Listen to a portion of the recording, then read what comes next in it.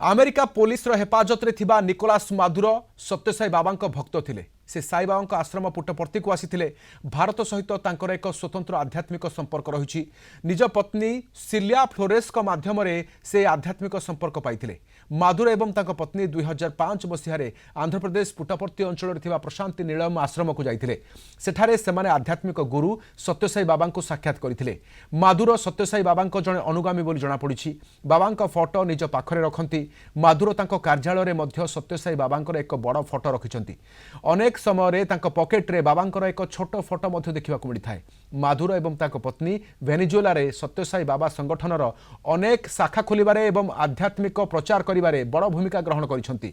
Maduro जेतेबेले Puttaparthi आसीथिले सेतेबेले से राष्ट्रपति नथिले, Venezuela संसदर सभापति थिले।